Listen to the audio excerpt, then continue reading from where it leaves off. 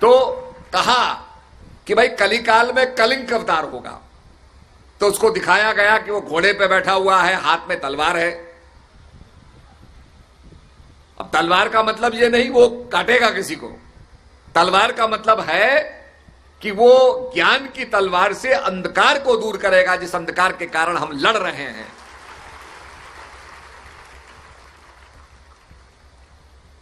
इसलिए ज्ञान की, सदगुरु के ज्ञान की, बंदों गुरुपद कंज कृपा। हमारे शास्त्रों में गुरु का महत्व क्यों बताया? आप जानते हैं कि मकान बनता है, मकान के बाद हम क्या बनाते हैं? सबसे ऊपर पानी की टंकी बनाते हैं। क्यों बनाते हैं? तो लोग बताएंगे साहब पानी की टंकी ऊपर होती है, उसमें पानी भर जाता है तो वहां से पानी अपने आप नीचे आता रहेगा। साइंस के लोग कहेंगे साहब ग्रेविटी के जरिए, गुरुत्वाकर्षण के जरिए हमने पानी ऊपर पहुंचा दिया, जब जब पानी आता है तो पानी से टंकी भर जाती है, फिर वो खुद ही आता रहता है। हमें कोई मोटर लगाने की जरूरत नहीं है, पंप लगाने की जरूरत नहीं है। पानी जो है हमेशा ऊंची जगह से नीची जगह की ओर बहता है। जैसे हमारे केदारनाथ से मंदाकिनी बह रही है, अलकनंदा बन जाती है, तो पहाड़ के ऊपर से बह रही है, नीचे जा रही है, और नीचे पहुंचते पहुंचते वो समुद्र में समावेश कर जाएगी। ठीक ऐसे ही एक कॉलोनी बनती है, तो कॉलोनी के बीच में एक बड़ी टंकी बना दी जाती है भाई, उससे सारी कॉलोनी को पानी मिलता है। तो ट्यूबवेल क्या करता है? उस टंकी को भर देता है, फिर वहां से पानी स्वतः बहने लगता है।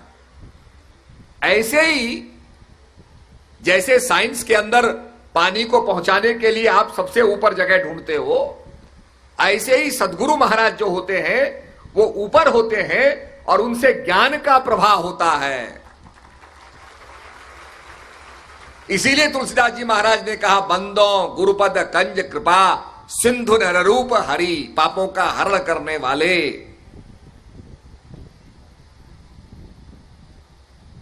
और गुरु महाराज की वंदना की।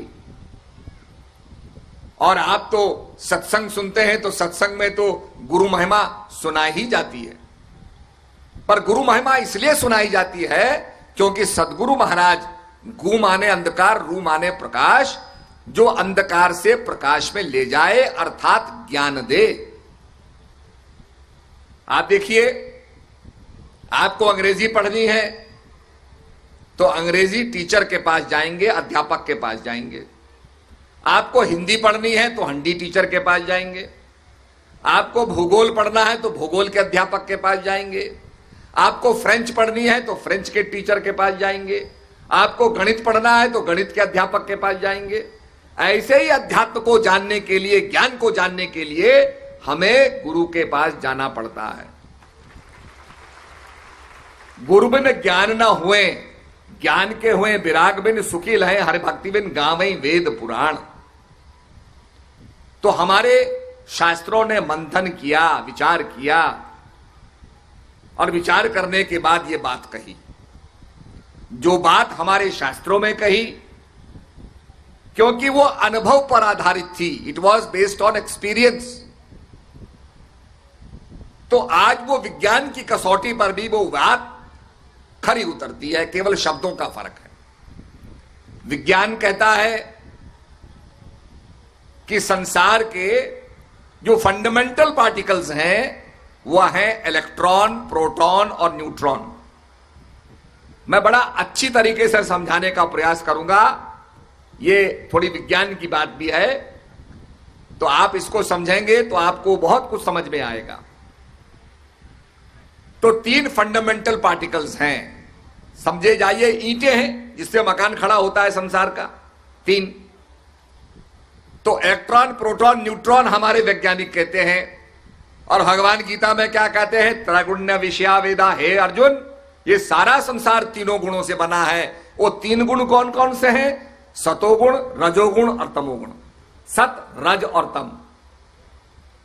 अब आप देखिए, अगर आप एक डंडा खड़ा करना चाहें, पोल खड़ा करना चाहें, उसमें एक रस्सी बांधेंगे तो डंडा कहीं भी गिर जाएगा, दो रस्सी बांधेंगे तो डंडा बाईं तरफ भी गिर सकता है, दाहिनी तरफ भी गिर सकता है, और आप तीन रस्सी बांधेंगे तो डंडा बीच में खड़ा हो जाएगा, स्थिर हो जाएगा।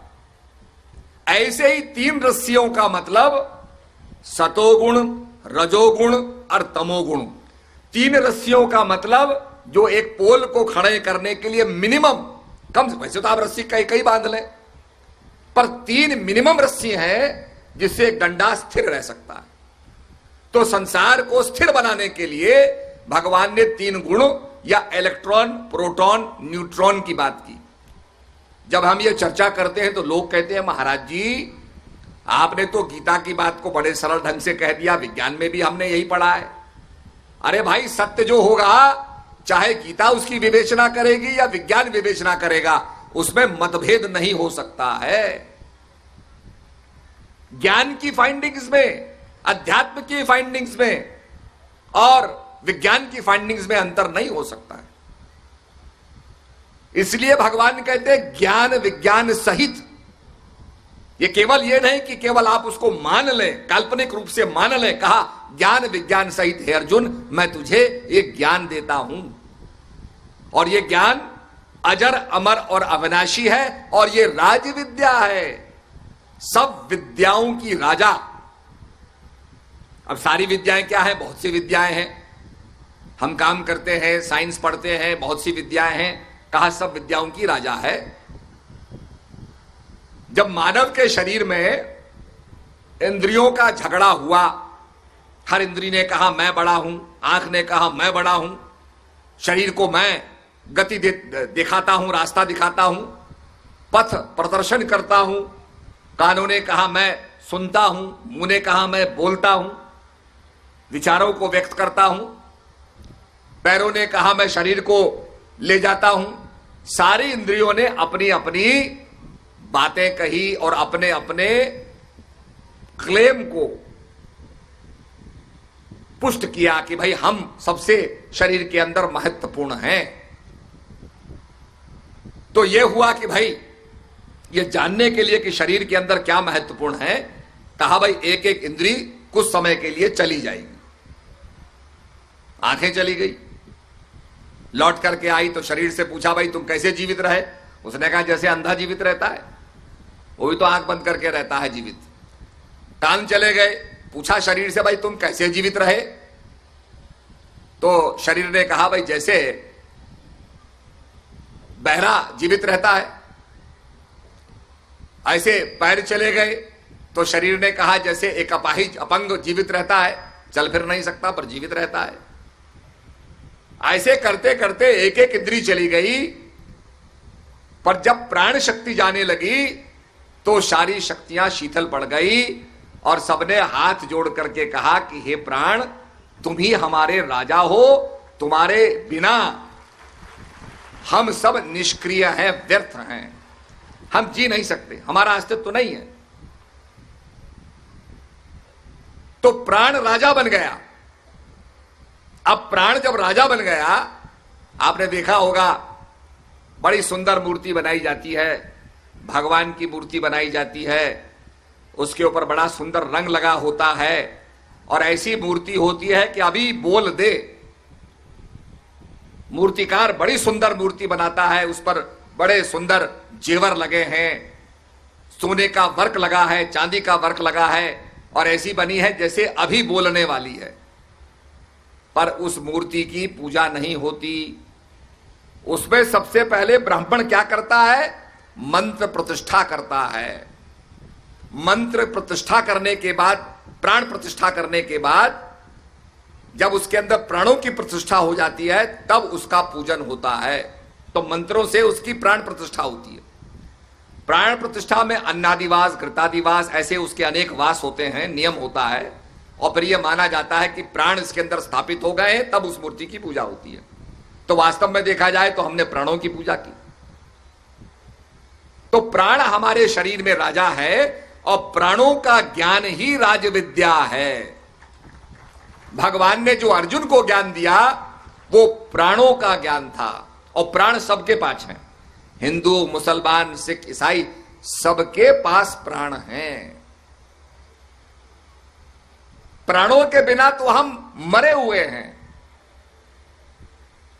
तो वो प्राण जो हमको जीवित किए हुए है, जो हमारा आधार है, इसीलिए कहा निरंजन माला घट में फिरे दिन रात, ऊपर आवत नीचे जावत श्वास श्वास चल जात, और संसारी नर समझे नाही वृथा उमर बिहात, निरंजन माला घट में फिरे दिन रात।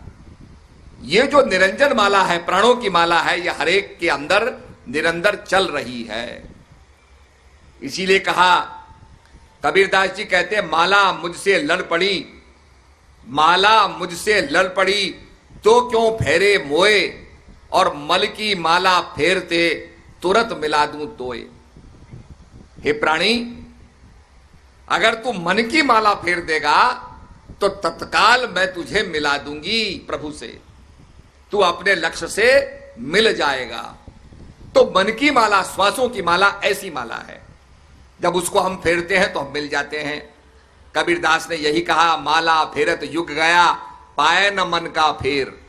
बड़ा समय व्यतीत हो गया है ये माला फेरते फेरते, माला फेरत युग गया, पाए न मन का फेर। और मन का टार के, मन के कर का मन का डाल के, मन का फेर। तो कर माने हाथ की माला को त्याग करके मन की माला को फेरो तो प्रभु से मिलन हो जाएगा। तो ये बातें हमारे संतों ने बताई, और इसके पीछे है ज्ञान। कबीरदास जी क्या थे? कबीरदास जी तो जुल्हा थे। और जब उन्हें पता चला स्वामी रामानंद जी ज्ञानी हैं, ज्ञान देने वाले हैं, तो स्वामी रामानंद के पास गए। रामानंद जी ने कहा, भाई हम तुम्हें ज्ञान नहीं देंगे। गुरु महाराज देखना चाहते थे इसके अंदर कितनी ललक है, कितनी जिज्ञासा है, कितना ये चाहता है ज्ञान को। तो कबीरदास ने देखा कि गुरु महाराज सवेरे स्नान को जाते हैं, ब्रह्म बेला के समय, जब थोड़ा थोड़ा अंधकार होता है, तो सीढ़ी पर जाके लेट गए। स्वामी रामानंद जी चले, उनका पैर कबीर के छाती पर पड़ा, और एक उन्हें कहा कोई दब गया। अरे बेटा उठो उठो, चोट तो नहीं लगी? कबीर साहब ने कहा, महाराज मैं तो आपसे ज्ञान लेना चाहता हूं, आपने बेटा तो बना ही दिया, कह दिया अरे बेटा चोट तो नहीं लगी। अब पुत्र को बाप की संपदा पर अधिकार होता है, तो मैं आपका ऐसा बेटा हूं कि आपकी जो ज्ञान की संपदा है, उस ज्ञान की संपदा पर मेरा अधिकार है, मुझे दीजिए। क्योंकि मुझे एक बात याद आई, जब भगवान रामचंद्र जी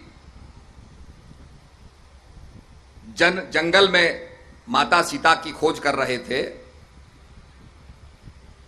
तो उस समय जटायु मिला। जटायु बड़ी घायल अवस्था में था, करहा रहा था। भगवान ने उसका सिर लिया और देखा, जटायु ने सारा वृतांत बताया कि भाई ऐसे एक लंकेश जो था, वो